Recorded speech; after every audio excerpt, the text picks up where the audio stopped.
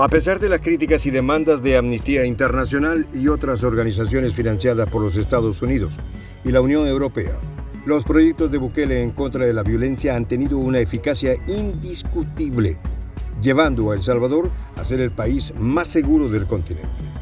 Tanto el ataque frontal contra las pandillas como la construcción de centros urbanos de bienestar y oportunidades, en donde antes reinaba el AMPA, son dos proyectos de Bukele que han contribuido a una seguridad y paz admirables, ante lo cual la ONU y la Unión Europea hacen un reconocimiento.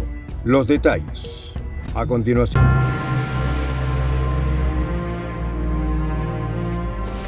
Voz de la Patria Grande. Prensa Alternativa necesita periodistas con excelente redacción y gran espíritu de investigación. Requisitos: conocimientos de la actualidad en política internacional, manejo básico de Photoshop, computadora e internet estable en casa. Ofrecemos capacitarte con las técnicas necesarias para que tus videos en YouTube generen dinero. Pago de acuerdo al rendimiento de tus videos. Sé parte de un equipo de Prensa Internacional. Juntos construimos la patria grande. Escríbenos al correo prensa.alternativa.produccion@gmail.com. Erika Guevara Rosas, directora para las Américas de Amnistía Internacional, ha dicho: nos reunimos con el presidente Nayib Bukele y se comprometió a respetar los derechos humanos. Sin embargo, de forma reiterada, no ha cumplido con su palabra. A pesar de ser hoy en día El Salvador el país más seguro de todas las Américas, la directora todavía en junio del 2022 abundó.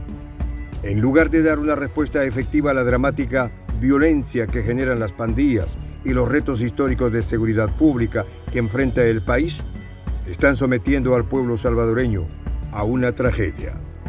Amnistía Internacional, organización británico-norteamericana con capital de los hombres más ricos del mundo, abunda El Salvador. El estado de excepción ha creado una tormenta perfecta de violaciones de derechos humanos.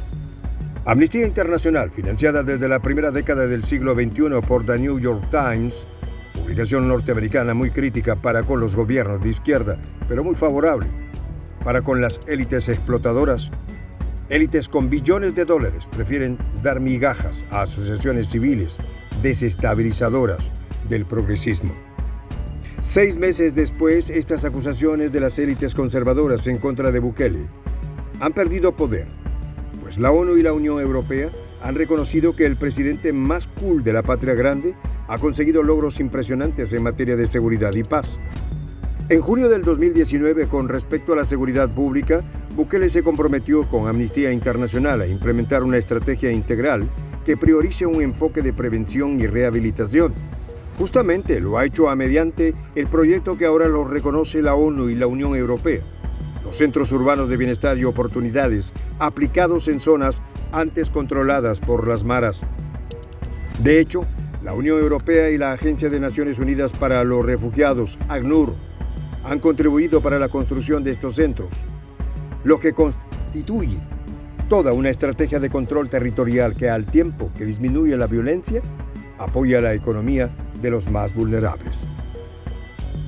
El embajador de la Unión Europea en el país, François Rodaudy, se refirió a la diferencia que ha marcado la estrategia de Bukele. Me consta que la población que sufrió la pérdida de seres queridos por la violencia panderil ahora puede levantar la cabeza y ver hacia el futuro. Tal como lo prometió Bukele, estas comunidades hoy tienen la protección continua de la fuerza de seguridad, además de que sus jóvenes y niños reciben inversión en educación, salud, infraestructura vial, cultura y deporte. Ante el merecido reconocimiento de la Unión Europea y la ONU, Bukele agradeció: el país que vamos a tener lo construiremos con ayuda de amigos como ustedes.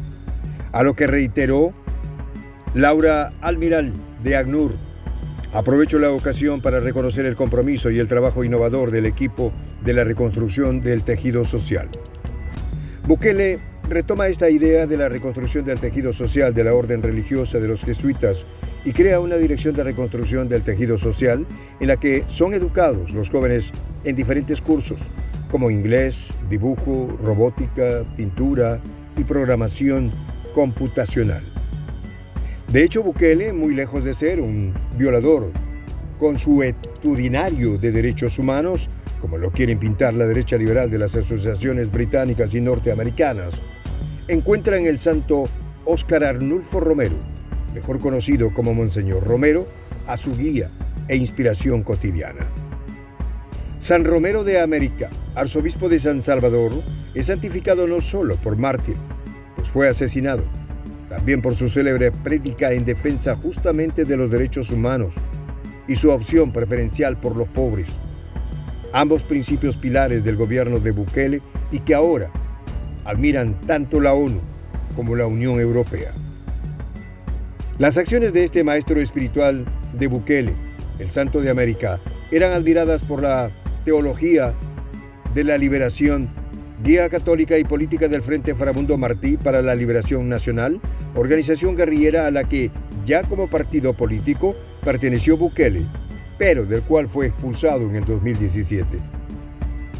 Entonces Bukele, a pesar de ser postulado por un partido de derecha, su concepción de la vida es de izquierda.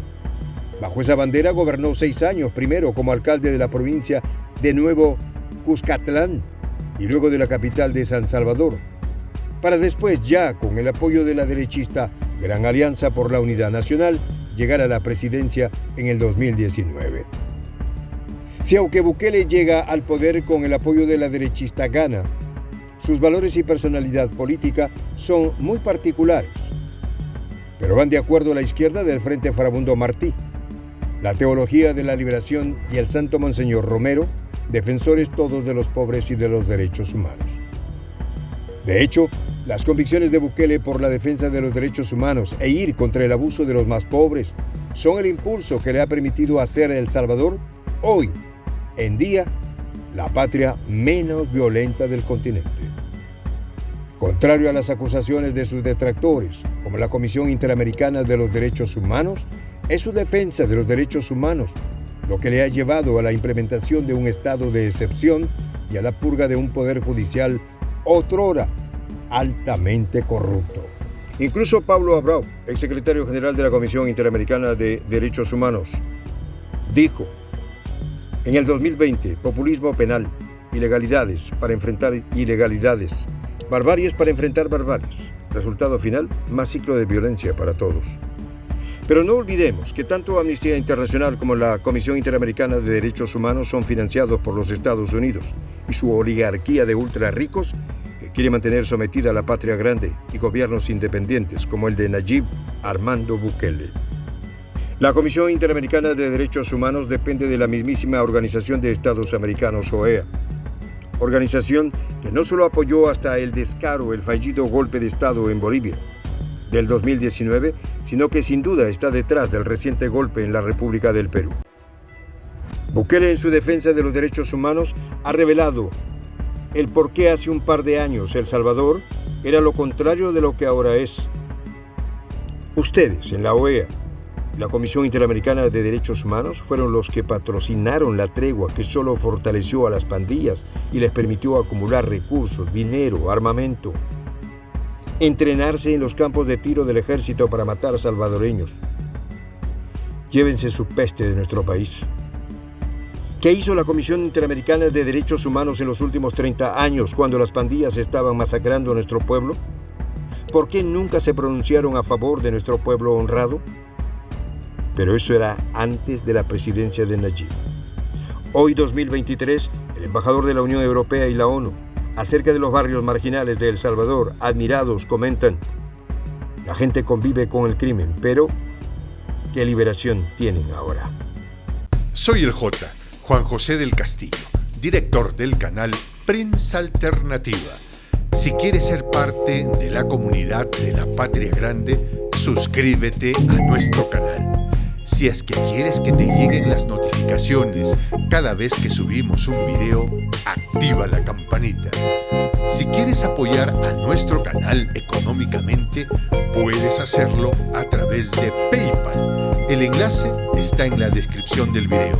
A nombre del equipo de Prensa Alternativa, me despido con esta expresión en el quechua milenario, Tupananchis Kama, cuya traducción es hasta volver. volvernos a encontrar.